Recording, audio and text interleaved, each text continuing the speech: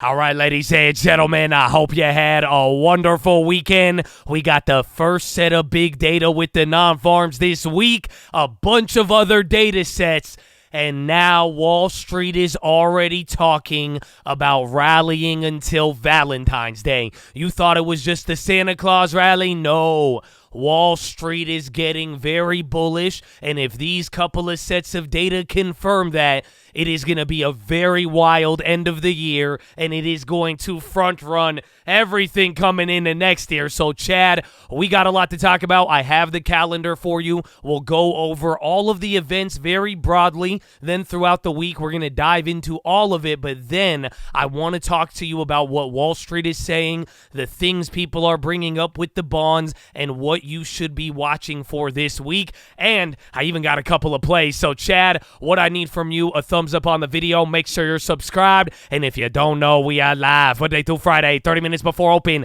youtube.com/The Stock Market. We will see you there in the morning, baby. And I almost forgot. I usually do, but I remembered. Today is Sunday, tomorrow is Monday, and this, believe it or not, is the random account generator. I'm not using the web platform on Schwab. It looked too bad, but what I need from you, a random option trade, keep it below $100, strike price, expiration date, all of that, and we are going to pick it from the comment section randomly tomorrow morning. So thank you for participating. I think the last Rivian, that one actually did good. So Chad, run it, baby. Walking to the couch, it's the 2020 last. Live in the hills, but still get a spread. Started with a live, but I still reinvest it. Feel how I feel, then you feel like a blessing. I just want the lesson, I just want protection. I'm up and I'm down, but the sound like progression. Farmer never plans if he waits for perfection. Finger to the down, hold it. But right off the bat, before we get into anything with the calendar, I'm sure you noticed the S&P 500. We closed right below 4,600, and this is a very important level. Even after hours, you eventually started pumping it up. That's why tomorrow morning will be interesting, but moving forward now, if we get above 4,600, I believe 4,607, I have a lineup here, that will be a new high of the year. And again, with everybody talking about what happens next, what happens if this Santa rally and data is good, believe it or not, all-time highs are on the watch. That's why I have already charted out the next set of levels. So it could start moving slower, and that's one thing I'll even start off with. What people were saying at the end of last week, in the midst of all the bullishness, with the last week or two not moving so much, people are seeing the calmness as bullishness. I'm sure some of you may get sick of this. You are going to hear a lot about it, but I have some good things to share with you. But to start with the first key here, the calendar, it is that big data week. If you watched the watch list last week, we were telling you all of your questions will be answered in the next 2 weeks. That will be a result of the non-farms data, the CPI, then Powell and the dot plot. This week, it is all going to culminate with Friday being the main event on Friday, but you still have a lot of other things that could move the bonds, as well as get the market really feeling, okay, let's get extremely bullish and take this thing to the moon, or they'll kind of trade it like they did last week or the weeks before, kind of do nothing, then on Friday we pop, kind of do nothing, then end of the week you start to move. So keep that all in mind. But as far as this schedule, Monday, tomorrow, we'll be getting factory orders in durable goods. That'll be somewhat important, but overshadowed by the data this week. I doubt we will get too big of a reaction, but then on Tuesday, this is going to be big. You not only have the services PMIs, but also the JOLTS jobs openings. Now, granted, the last JOLTS jobs openings, we thought there would be a big reaction. There wasn't. Why would we have said that? Because the one before that one,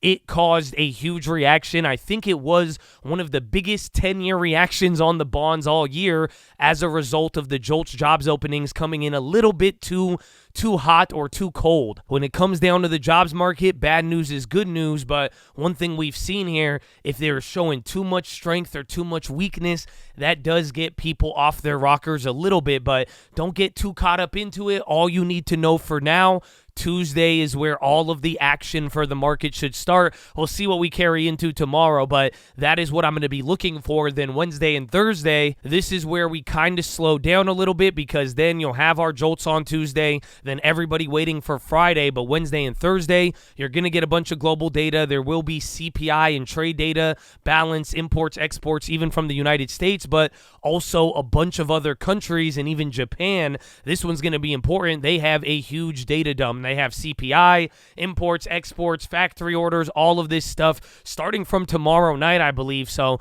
with the whole bond situation in the yen, this will be one to watch. And then, like we said, Friday is going to be the main event. So there's a couple of ways to juggle this week. Tuesday will be big action. Friday will be big action. The main event will be Friday, but then the real question is going to be, does the momentum kick in from the other sets of data? Does it allow us to have this weird breakout Santa Claus rally and all of that? Or is it going to be, no, we kind of move around, go back and forth, chill near the highs, and then we only make the real move once the big data set comes in? And now, like I told you guys, you also have to deal with next week too. That will be the CPI. So even if this week gives us a lot, in the back of everybody's mind, they're going to say, well, we also have the data next week. So the special teams will still be out there, if you know what I'm saying. But that's the first key. The second key that we have to talk about now is the Fed futures. I'm not getting into the Valentines. Yeah, I'm saving that one for you. But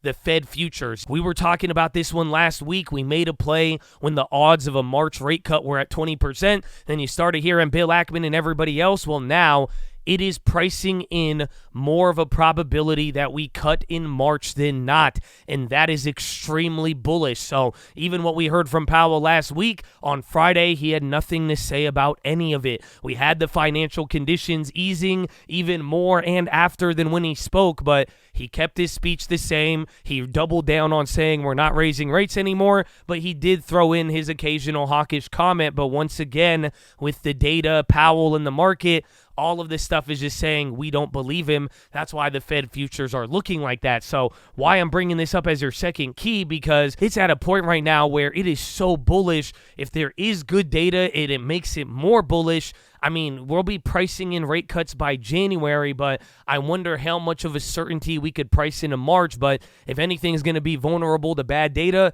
it's probably going to be the Fed futures in the bonds. So watch out for that with all of the data. That will be the big key. And now finally, if this was live, I would be hyping you up for this last key, man. Some of you are going to like this, some of you will not, but I do hope this gives you a little bit of education. So I'm going to start with the education. This is what Wall Street is saying right here, right now. You've watched me bring up the 10-year bond, and well, Wall Street is saying a 3% 10-year bond will be highlighting a hard landing. If it stays at 4% and above, but not as high as 5%, that will signal a soft landing. So I don't know if you guys feel me on this, so I got to break out the visual, our handy-dandy 10-year. We've been looking at this a lot with everything that's been going on, and you see we're right at 422. I was telling you 425 to 45. That would be an appropriate range to hold things. We are right below that, and the way Wall Street's looking at it, they're saying if we hold 4% flat, that's a good thing. That is indicative of a soft landing. If you watch the rates go lower than 4 and down to 3%, that will be screaming hard landing. So this is very important, but what I want you to realize is these are part of Wall Street's talking points and what they are bringing up. I don't know what that screen was. This one came from Michael Hartnett of Bank of America and surveying private clients as well as just the overall market. But you have Wall Street saying we are going to be bullish till Valentine's if all of the data comes in good. And not only just Valentine's, the way they're looking at it into next year, hard landing, soft landing, all of the data, they're also saying the cherry on top is the fact that we will be having an election year, and that means we are probably going to get stimulus that will support the market amongst everything else. I know, like I said, some of you may like this, some of you may not. That's why you just get a long term, but this is going to be some of that show we're going to have to be dealing with coming into next year. So I hope you guys are ready for it, and to give you just one more thing, this is what I've been talking about the last couple of days here. This next set of data is going to be so important important. And what Bank of America is also bringing up is this cyclical move in not only stocks and bonds. And the way a lot of people are looking at it is that if the data comes in good and gives us this little rates come up and come back down,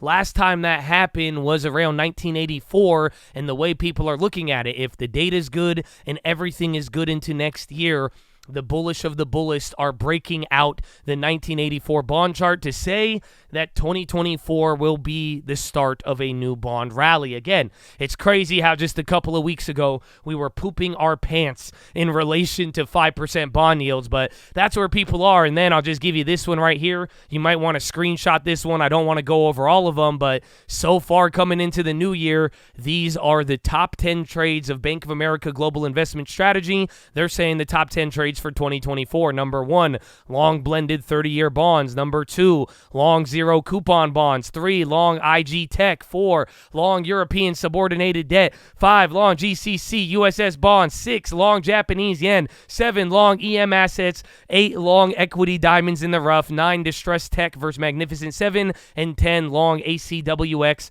and SPW. They gave all their reasons, but again, it is all based off of bonds and data and whether or not we have a soft landing, but a lot of people are now starting to feel it will be the softest of landings. So we'll see if history repeats itself or if this time is different, but I hope you're ready. But Chad, let us get into the plays. So right off the bat, man, okay, all the bullishness again. We'll see how it plays into the end of the year. I know it's a lot to take in, but starting off with play number 1, I don't know if this is as bullish or not, but Uber. We brought this up. We got it in the long term, and we're loving it, but the news, the rumor, we talked about it ahead of time. It was confirmed they are adding Uber to the S&P 500. 2 quarters of consecutive operating profit. It has allowed them to now do that, and now technically they will be added in about like 2 weeks. I think it's like December 15th or 16th. That's when the actual addition will happen. But now, why I'm bringing this up, because Uber is at that breakout level of 60. And what's the thing you'll notice here when I bring it to the chart, it closed like right at that $60 level. So it's going to start moving fast above here, but we do got to confirm that it will hold above 60. It's not uncommon. I don't know if you remember, even getting up to 50, I think Uber did the same exact thing. Hit the level, oh my gosh, we're ready, and then it chilled out even though the news was good. But last time they were up there, pretty much, pull the chart out, one of the overvalued IPOs of back in the day. Everybody knew about it, didn't know about it. It's about to start hitting all-time highs if it could get above here, and a lot of people will get excited about that. So going to be watching that this week. We looked on Friday. I told you we will watch out for some of those froggers, but if you even noticed on Friday, like 30 minutes left, contracts $3-4 out of the money or still holding up 100%. It was absolutely phenomenal. So be careful with it. Keep your eyes out for it. Maybe utilize some of the shares, but above 60, if the market gets crazy, it could be an opportunity. Just be careful that you don't get drawn into the hype and overpay. But that is play number 1. Then play number 2. This one I loved, and this is what we keep talking about, the Russell and the small caps, and why? Because of this cyclical rotation. Now, I made a play on Friday on M2K, even flipped the RTY. M2K is the smaller version of the RTY Russell futures. Now, why did I make a trade on this on Friday? The data came in, the market, after even Powell started feeling a certain way, and like I've been telling you, people are going to front run this idea. Once it gets confirmation, it gets even better, but you would have noticed on Friday, small caps outperformed everything, and this is what I'm going to be watching over the next 2 weeks here. If we are able to confirm this rotation or not, I do think Russell, small cap, cyclicals, and don't focus too much on the Russell, more so the cyclicals, because Russell has a lot of things in it. There's 2,000 of them, but I do think this is going to be one of the main plays to be watching, so keep your eyes out for that. I'm still holding it. We had a nice play, decided to hold that one into the weekend, so we'll see that where that one takes us with the data, but that is play number 2, and then finally, play number 3. This one's kind of a little bit weird. I'm holding flip shares, even got it in the long term, getting smashed on both of them, but Pfizer. And why? Because they need to die here or come out with something new and big. If you haven't seen their stock, they are getting murdered. I bought them at one of the lows. They were down like 15%, but remember, they cut their guidance. They cut a lot of things. Even their fundamentals are looking absolutely awful. And then on Friday, there was news about their GLP-1 drug. They said they are stopping their trials because it was below the efficacy rate of the injectables, and it was overall taken as negative for Pfizer, and then a lot of the other GLP-1 drugs went up. So watch out for this Friday. Keep this one on watch. Like I'm saying, they either need big news or out of any of the value, cyclicals, whatever, they've been in their own little world of hurt. So keep your eyes out for them. And then also, too, just on the other side, watch any of the GLP-1 drugs tomorrow if they are able to continue getting positive momentum. So keep your eyes out for those plays. Those are my top 3 plays, but there's still going to be a little bit more action tomorrow. The only other one I'd throw on here, Hawaiian Airlines. And this one's going to get very wild because I think it was Alaskan Airlines. They agreed to buy them for $1.9 billion. The stock is at $4.80, but they offered them $18. Yeah, so it's going to go crazy tomorrow, but here's the thing. So far in the last couple of years, the Biden administration has already rejected one of these mega airline mergers, so it is going to be a test, and that's word to even like Humana and Cigna and some of those other plays from last week, which I am still going to be holding. But besides that, going to be watching the Fed futures. I'm in that play as well, too. That one went up quite a decent amount there. Again, great for the risk to reward, but I would not go to play it until it comes back down again. Other than that, we're going to be watching out for the data, take this big weekend. Hopefully we get answers with a lot less punting, but before you know it, after this week and then next, we will get all the answers. So Chad, that is your watch list, ladies and gentlemen. Make sure hydrate healthy, ready to go. Make sure post your watch list. Make sure we see you there in the morning. I need the armor on. I need the helmet shining.